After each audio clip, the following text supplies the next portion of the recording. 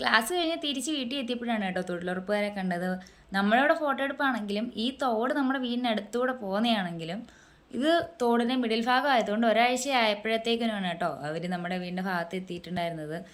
ഒരാഴ്ച കൊണ്ട് നമുക്ക് നല്ല കൂട്ടായിരുന്നു കേട്ടോ. ഉച്ചയൊക്കെ ആകുമ്പോഴത്തേക്ക് ഓരോ ജോലിയൊക്കെ കഴിഞ്ഞിട്ട് 2 മണിയൊക്കെ ആകുമ്പോഴത്തേക്കിനും വീണ്ടും ഇവരെല്ലാം ഒക്കെ ആകുമ്പോഴത്തേക്കിനും എല്ലാവരും ഫോട്ടോ എടുക്കാൻ വേണ്ടിയിട്ട് വരണമല്ലോ. കുറച്ച് ഞണ്ട് ഇട്ടിട്ടുണ്ടായിരുന്നു കേട്ടോ. അതെല്ലാം കഴുകി വൃത്തിയാക്കി അതിന് വേണ്ടുന്ന സാധനങ്ങളൊക്കെ എടുത്ത് വെച്ച് സവാളയും പച്ചമുളകും ഇഞ്ചി വെളുത്തുള്ളി പേസ്റ്റെല്ലാം എടുത്ത് വഴട്ടി മസാലപ്പൊടികളെല്ലാം തക്കാളി ചേർത്ത് നന്നായിട്ട് ഉടച്ചെടുത്തിട്ടുണ്ടായിരുന്നു കേട്ടോ. അതിലേക്ക് ഞണ്ടും ചേർത്ത് നന്നായിട്ട് വേവിച്ചെടുത്തിട്ടുണ്ടായിരുന്നു കേട്ടോ. തേങ്ങയുള്ള കറി ആയതുകൊണ്ട് അത്യാവശ്യം നന്നായിട്ട് കുറുകി വന്നിട്ടുണ്ടായിരുന്നു. പിന്നെ ചോറൊക്കെ കഴിച്ച് ഞങ്ങളൊരു 3 മണിയൊക്കെ ആയപ്പോഴത്തേക്കിനും ഞങ്ങൾക്ക് ത്രെഡ് ചെയ്യണമായിരുന്നു. അങ്ങനെ പിങ്ക് ലിപ്സിലോട്ട് വന്നിട്ടുണ്ടായിരുന്നു കേട്ടോ.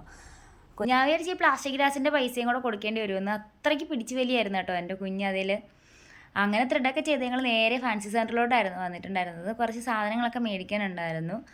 ഈ മുത്തുമാലകളൊക്കെ കാണുമ്പോൾ എനിക്ക് പണ്ട് സ്കൂളിൽ പഠിച്ച സമയമാണ് കേട്ടോ ഓർമ്മ വരിക. കൂടുതൽ ഇതൊക്കെ കാണാൻ വേണ്ടിയിട്ട് നല്ല ഭംഗിയുണ്ടായിരുന്നു. അപ്പോൾ ഇന്നത്തെ വീഡിയോ ഇത്രയേ ഉള്ളൂ. മറ്റൊരു വീഡിയോ നാളെ കാണാം.